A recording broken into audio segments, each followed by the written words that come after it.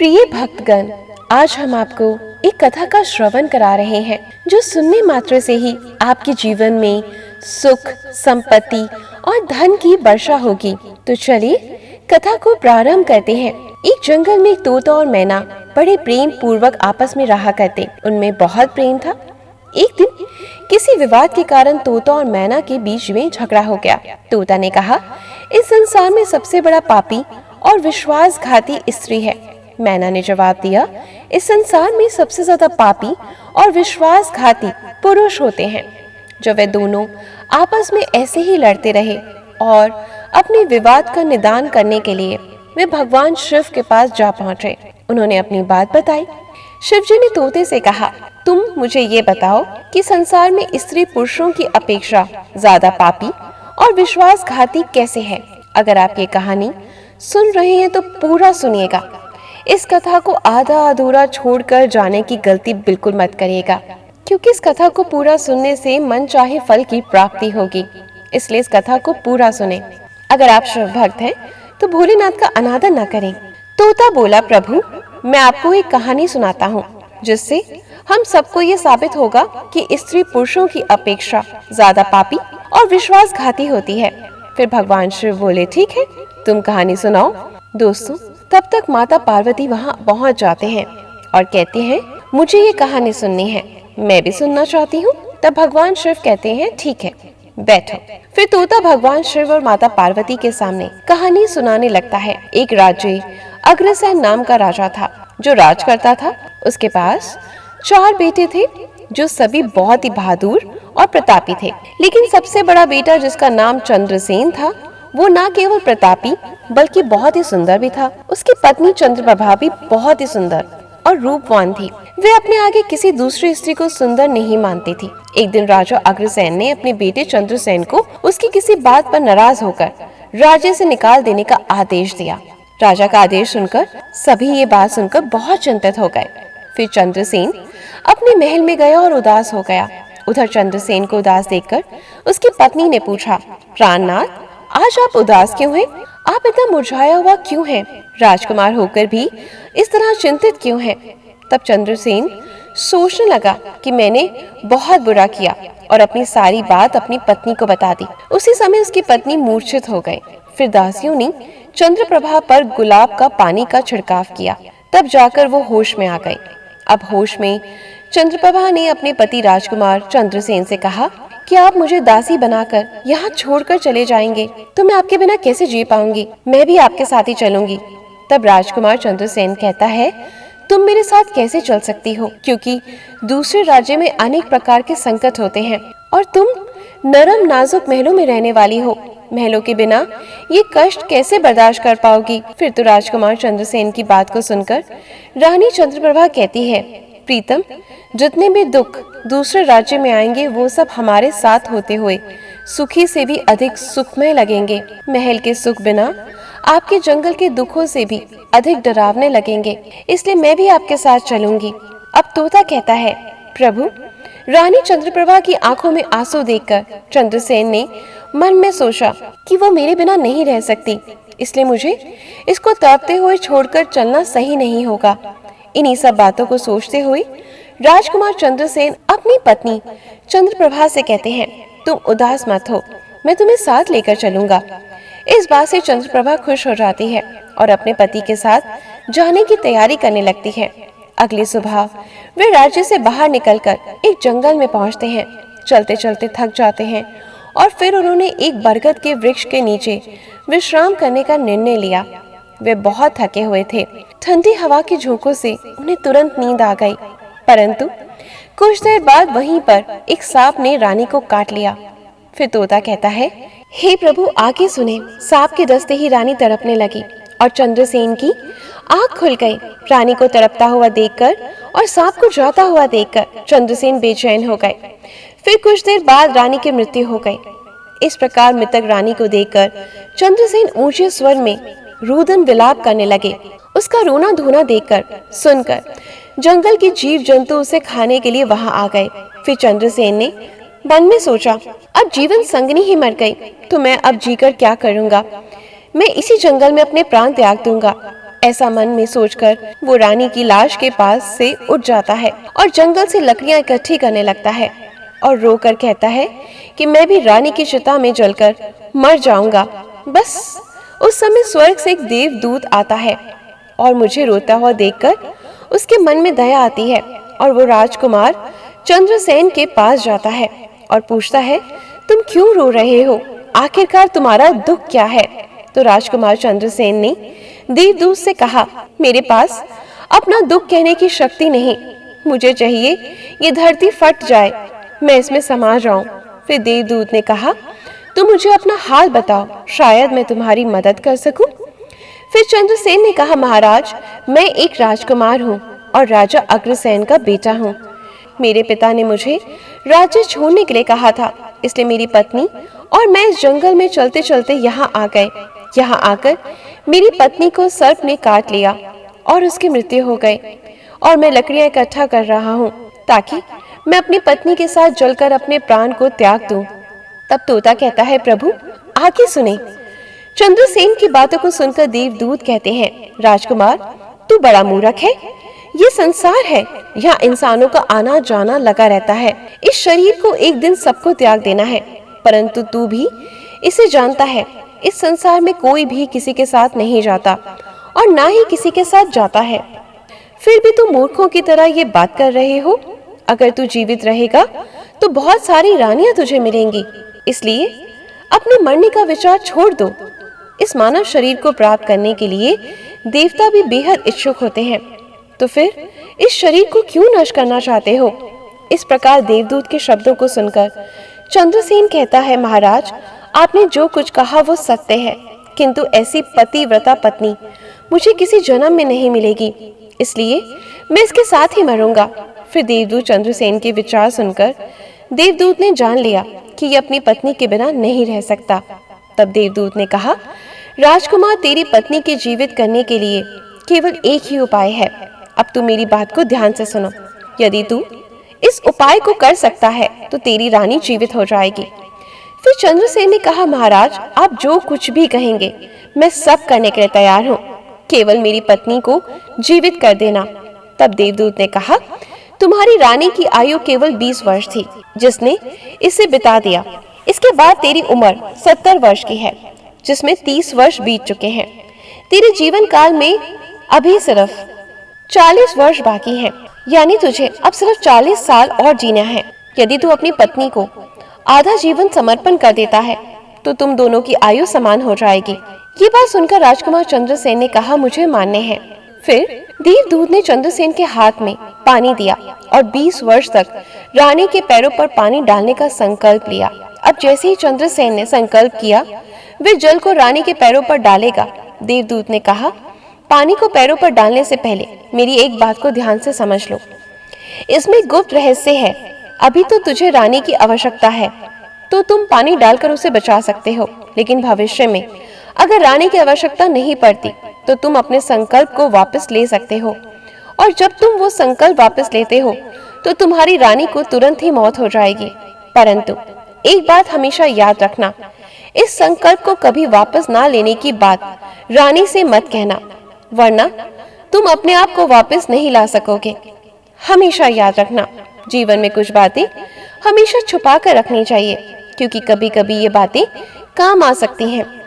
फिर तो ऐसा कहकर उस रानी के सामने आकर वो देवदूत जो थे अंतर्ध्यान में चले गए। तब चंद्रसेन रानी से कहता है, आप सो गई थी, मैंने आपको नहीं जगाया। फिर चंद्रसेन कहने लगा, तुम बहुत थकी हुई थी, इसलिए मैंने तुम्हें नहीं जगाया। इस प्रकार राजकुमार चंद्रसेन ने अपनी रानी से सारी बातें छिपा दी। सर्प ने उसे काट लिया था और वो मर गई थी, और उसके बाद राजकुमार ने उसे जीवित करा। ये सारा सच राजकुमार ने अपनी पत्नी से छिपा लिया। फिर तोता बोला, प्रभु। फिर वो दोनों आगे बढ़ गए। कई दिनों बाद उन्होंने एक बहुत ही सुंदर स्थान देखा। वहां पर एक फकीर की कुटिया थी। जब वे वहां पहुंचे तो उन्होंने देखा कि एक सुंदर युवक फकीर हुक्का पी रहा था। वे दोनों बहुत ही थके हुए थे, इसलिए वे फकीर के पास बैठ गए। उस समय राजकुमार ने रानी से कहा, रानी हमें प्यास लगी है, हम कुएं पर जाकर पानी पीकर आते हैं। अगर तुम भी प्यासी हो तो तुम्हारे लिए भी पानी ले आते हैं। राजकुमार की बात सुनकर रानी ने कहा, मुझे तो बिल्कुल प्यास नहीं लगी, आप जाइए पानी पीकर आ जाइए। इसके बाद रानी के जवाब सुनकर राजकुमार चंद्रसेन एक लंबी रस्सी लेकर कुएं की ओर जा रहे थे। चंद्रसेन पानी पीने के लिए पहुंचे तो राजकुमारी चंद्रप्रभा उस फकीर को देख रही थी। चंद्रप्रभा फकीर की सुंदरता को देखकर उस पर मोहित हो गई, अर्थात वो उसको दिल दे बैठी। अब वह फकीर से कह रही थी कि फकीर साहब, आप यहाँ बहुत खुशी से रहते हैं। फकीर ने कहा, तुम मेरे साथ यहाँ रह सकती हो, लेकिन तुम्हारे पति भी साथ में है, तो कैसे तुमको रख सकते हैं। इसके बाद राजकुमारी चंद्रप्रभा ने फकीर के सामने अपने प्रेम लीला प्रकट करी। तो फकीर ने कहा, एक उपाय बताता हूँ। तुम्हारा पति जिस कुएं में पानी पीने गया है, तुम उस कुएं में उसको धकेल देना, फिर जो होगा हम देख लेंगे। फिर तो फकीर की बात सुनकर चंद्रप्रभा ने कहा, ठीक है, ऐसा ही करूंगी। अब इतनी ही देर में राजकुमार चंद्रसेन पानी पीकर रानी के पास आ गया। तो रानी कहने लगी, मुझे तो अब प्यास लग गई है, कुएं पर वापस चलते हैं, मुझे भी पानी पिलाओ। तो राजकुमार चंद्रसेन बोला, मैं तुमसे पहले ही पूछ रहा था, तुमने मना कर दिया। खैर, अगर तुमको प्यास लगी है तो मैं अभी पानी लेकर आता हूँ।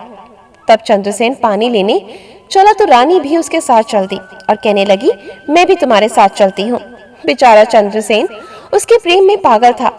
उसको क्या मालूम कि ये मेरे प्राण लेने के लिए मेरे साथ आ रही है। दोस्तों, वास्तव में विद्वान सच कहते हैं कि स्त्रियों के चरित्र को देवता भी नहीं जान सकते। मानव क्या चीज होता है, उनके जाल में अच्छे अच्छे बुद्धिमान भी फंस जाते हैं। जब राजकुमार चंद्रसेन कुएं पर जाकर पानी भरने के लिए ढोल भरता है तो रानी ने अपने पति यानी राजकुमार चंद्रसेन को धक्का देकर कुएं में गिरा देती है और खुद फकीर के पास चली जाती है। वह फकीर अपने साथ ले जाकर एक राज्य में बस जाता है। वहां दोनों रहने लगते हैं। फकीर ने फिर रानी को ऐसा नाचना और गाना सिखाया कि वह नृत्य गांगना के रूप में मशहूर हो गई। धीरे धीरे वे राजकुमारी पूरे नगर में प्रसिद्ध हो गई।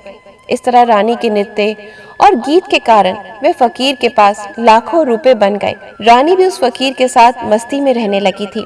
जिस समय रानी ने अपने पति चंद्रसेन को कुएं में धकेला था, तब संयोग से एक जंजीर जो कुएं में लटकी थी उसे चंद्रसेन ने पकड़ लिया था और कुएं में लटका रहा। ईश्वर को याद करते हुए वो सोचने लगा, क्या यही मेरे प्यार की सजा है। और कुछ समय बाद बंजारों का एक काफिला वहां आया। काफिले में से एक बंजारा ढोल लेकर कुएं का पानी भरने लगा। उसने पानी में ढोल डाला, तब चंद्रसेन ने उसका ढोल हाथ में पकड़ लिया। बंजारा ये देखकर चौंक गया और पूछा, तुम कौन हो। राजकुमार चंद्रसेन ने कहा, भाई, मैं आफत का मारा हूँ, मुझे यहाँ से निकालो, मेरी जान बचाओ, मैं सारी जिंदगी आपके उपकार को नहीं भूलूंगा। और ऐसा कहकर राजकुमार बंजारे से प्रार्थना करने लगा। फिर तो राजकुमार चंद्रसेन के दुख को देखकर उस बंजारे को उस पर दया आ गई और उसने चंद्रसेन को कुएं से बाहर निकाला और फिर पूछा, ये भाई, तुम खो कौन, तुम इस कुएं में कैसे गिरे, तुम मुझे अपना हाल बताओ। तब चंद्रसेन ने कहा, भाई, मैं अपना हाल आपसे कैसे कहूँ, जो मुश्किलें मेरे साथ हुई, भगवान ना करे किसी के साथ ऐसा हो। फिर चंद्रसेन ने कहा, यदि तुम मुझे जानना ही चाहते हो तो मैं अपनी कहानी सुनाता हूँ। मैं एक राजकुमार हूँ। मेरे पिता ने मुझे राज्य से निकाल दिया, इसलिए मैं अपनी प्रिय पत्नी के साथ एक जंगल में पहुंचा। मेरी पत्नी और मैं एक दूसरे से बहुत प्रेम करते थे। जंगल में एक सांप ने मेरी पत्नी को काट लिया, जिससे उसकी मृत्यु हो गई। मैं जब अपनी पत्नी के साथ मरने जा रहा था, तब एक देवदूत ने मुझ पर दया करी और मेरी आयु के 20 वर्ष मेरी पत्नी को देने के बाद पुनः उसको जीवित कर दिया। फिर हम उससे आगे बढ़े। कुछ दिनों बाद हम एक स्थान पर पहुंचे जहाँ एक फकीर का डेरा था। मुझे प्यास लगी, मैंने पानी पीने गया। मैं वापस आया तो मेरी पत्नी ने मुझसे कहा कि उसे भी प्यास लगी है, मुझे भी पानी पिलाओ। इसी तरह कहा और मेरी पत्नी मेरे साथ कुएं पर आई और जैसे ही मैं पानी पीने के लिए पानी निकालने लगा, उसने मुझे पीछे से धक्का दे दिया। कुएं में लटकी एक जंजीर मेरे हाथ में आ गई, जिससे मैं कुएं में गिरने से बच गया।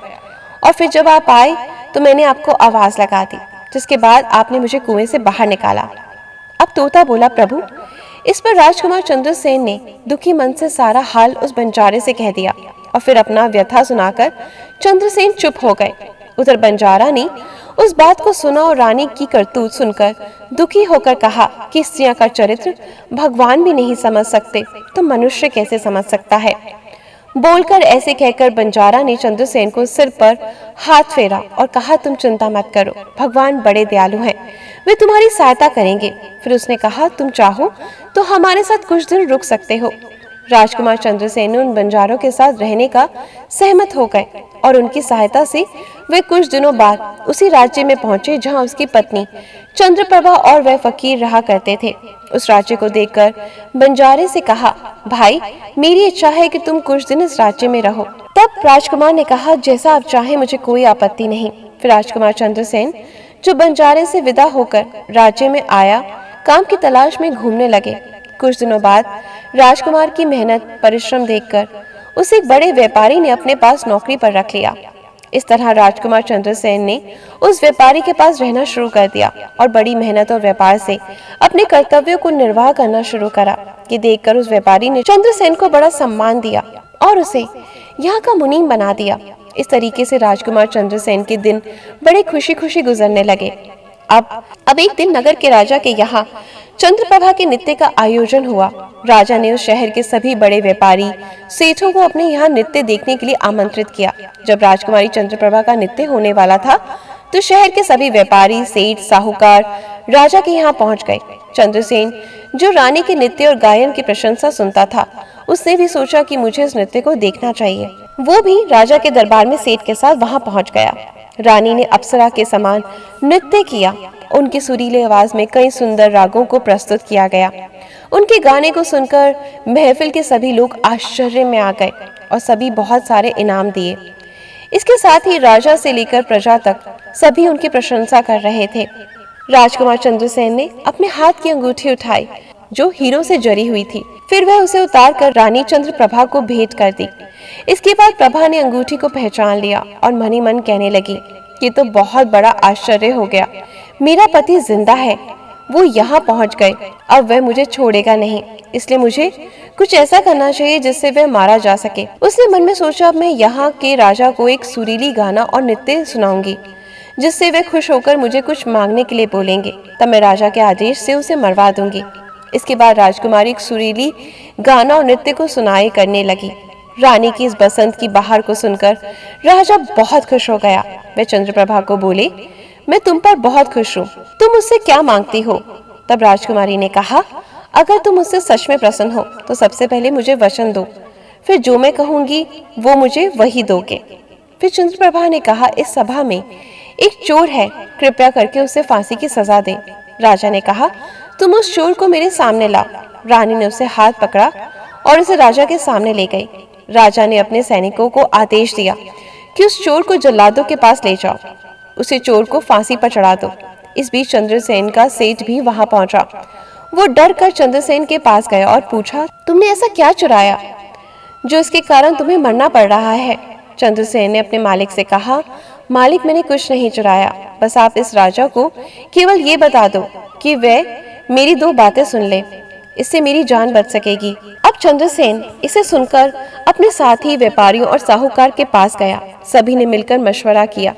उन्होंने कहा, मित्रों, या तो राजा न्याय करे या फिर हम सब इस शहर को छोड़कर कहीं और चले जाएंगे। और इस प्रकार सभी व्यापारी राजा के पास गए और कहने लगे, राजा साहब, हमारा मुनीम निर्दोषी है, उसे मार देना आपका आदेश गलत है।